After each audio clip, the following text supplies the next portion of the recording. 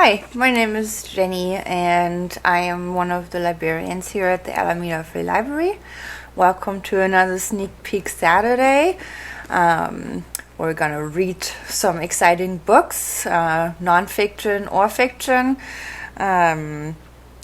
In honor of Women's History Month, this month we're reading books with strong female characters, protagonists, or books written by female authors. And for this week, I picked the following. It's called Spinster by Kate Bolick. And it says, making a life of one's own. And we have a little flap here too, and I'm just going to read a tiny bit, just so you have a little bit of an idea what the book is going to be about. Bolick explains is the logical outcome of hundreds of years of change that has never been fully understood nor appreciated.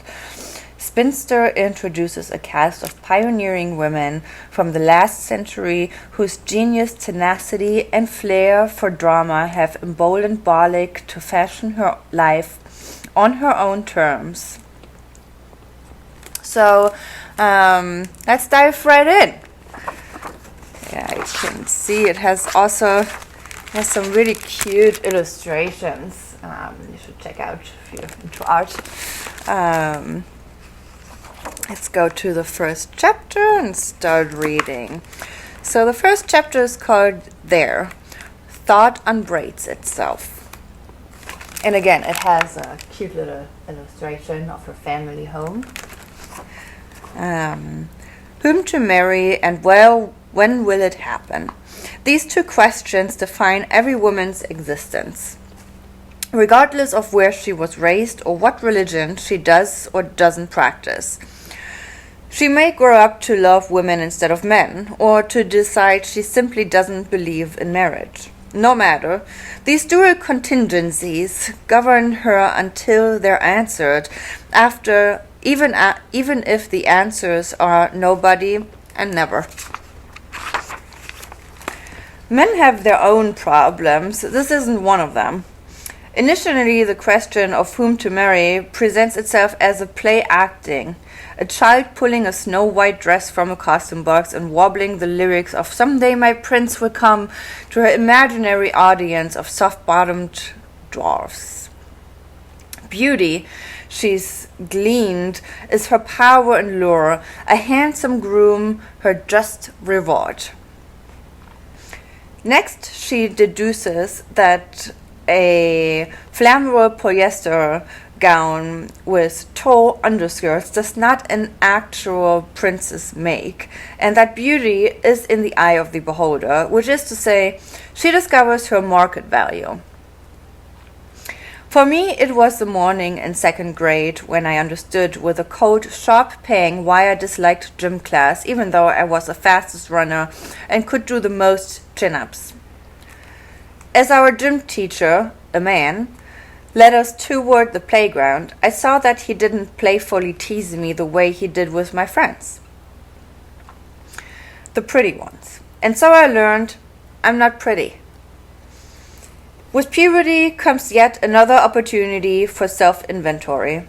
In fourth grade, I was second in my class to develop breasts, which I hid by wearing 2 heavy wool sweaters simultaneously all through an exceptionally warm spring. Intuiting rightly that when the world saw what my body was up to, I'd be thrust into a glare of visibility I wasn't prepared to meet. 5th grade, buck teeth. 6th grade, braces. 7th grade, popularity. I'd always found friendship easy, with boys and girls both. Now I was getting romantic attention and the 2 beams of social approval hooved themselves into a crown. During class, my friends and I traded intricate hastily folded notes about our crushes and practiced writing our someday surnames in fancy cursive letters. When I saw the high school girls' soccer team circled for warm-ups, one girl at center leading the stretches, I decided that someday I too would be team captain. 8th grade, but with it hourglass proportions, which I learned while swimming in the pool at my grandparents' retirement complex in Florida. Two college boys appeared out of nowhere, cannonballed into the water, then shot to the surface, wet heads gleaming. "Gotta protect that one," they leered loudly enough so that my mother reading on a lounge chair could hear. I blushed with pleasure and shame, and the shame of pleasure. What did it mean? Later she explained my nice figure. And so the approach of 9th grade made me mournful and agitated. I suspected that 13 was the last outermost ring of the final stage of childhood, and that those idle diversions I'd never thought to question, long hours paging through picture books, trying to spot an overlooked arm reaching out from the rubble of Pompeii, or praying to the Greek gods, the most plausible deities, I decided, would soon seem immature, unsuitable. When I turned 14 and began my freshman year in high school, I'd have to cede the private kingdom of my imaginary life to the demands of that larger empire where the girls who were already drinking beer and having sex were writing new laws I didn't want to play by but couldn't ignore. Braces and breasts, and so a girl becomes, if not one of the pretty ones, attractive. To boys, I mean. College sees a few more adjustments. Baby fat melts away, the late bloomer sprouts curves, the blandly pretty cultivates envy for the beautiful chiseled bones, and then the real games commence, carrying on from campus through their 20s and 30s. Some get the matter over with as quickly as possible, out of love or duty or fear. I've had friends who consider themselves plain tell me they seized the first husband they could get, leaving the playing fields open to the pretty and the hot.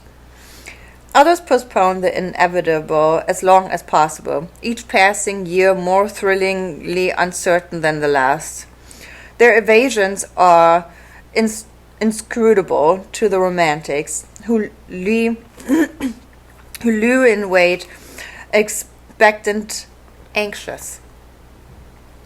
It's hard to say which is more exhausting, the sheer arbitrariness of knowing that her one true love could appear out of anywhere, anytime, and change her fate in an instant. You never know who's just around the corner. Or or the effortful maintenance, manicures, blowouts, bikini waxes, facials, that ensures she'll be ripe for the picking when it happens. Eventually, whether you choose or are chosen, joyously accept or grudgingly resist, you take the plunge. You are born, you grow up, you become a wife. But what if it wasn't this way? What if a girl grew up like a boy, was marriage an abstract, someday thought a thing to think about when she became an adult, a thing she could do or not do, depending? What would that look and feel like? In 2012, I read the modern America's first iconic single woman and my favorite girlhood poet, Edna St. Vincent Millay, had lived in my hometown in the early 1900s. Obviously, Google Earth wouldn't do. I rented a car and drove the 5 hours north from my studio apartment in Brooklyn, New York, to the house I grew up in on the coast of Massachusetts. The news had astonished me, both the exciting nearness of a woman I admire and that I hadn't known it already. We, the people of the historic seaport, so heralds a sign on the highway, of Newburyport put great stock in our civic past. It's how we compensate for having no contemporary relevance. Every school child is taught that George Washington once spent a night in what is now the public library. John Quincy Adams slept everywhere, apparently. Yet we don't stake our rightful claim to one of the 20th century's most famous poets. Admittedly, it wasn't Millay's poetry that had inspired me to make the trip. When I was 23, my mother died unexpectedly, and in the months that followed, I'd been gutted to discover that without our conversations, which I'd always assumed would be here for the having, I had absolutely no idea how to make sense of myself. Unconsciously, as at first, and eventually with something resembling intention, I began the very long process of recreating our conversations. Not with other real-life women who could only be gross approximations of the mother I missed, but with real dead women whom I could sidle up to shyly and get to know slowly, through the works they left behind and those written about them.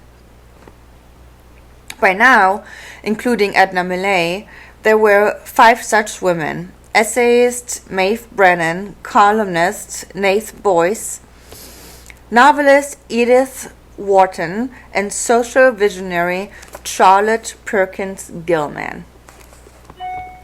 I'd come to consider them my awakeners, a term I'd borrowed from Wharton, who used it in her memoir, A Backward Glance, to describe the books and thinkers who'd guided her in intellectual studies. Granted, mine was a more sentimental education.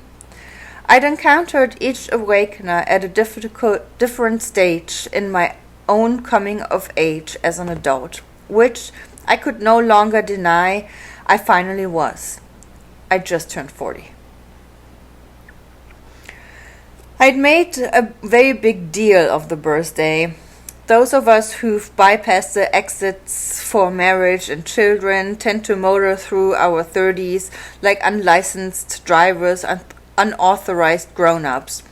Some days it's great, you're a badass outlaw on the joyride that is life. Other days you're an overgrown adolescent borrowing your dad's car and hoping the cops don't pull you over. Along the way, I decided to take a faith Erik Erikson's famous theory of psychosocial development, which maintains that age 40 is when young adulthood ends and middle adulthood begins. And I vowed that when that day came, I'd properly celebrate my place in the order of things, no matter how unsettling it felt to accept I was no longer young.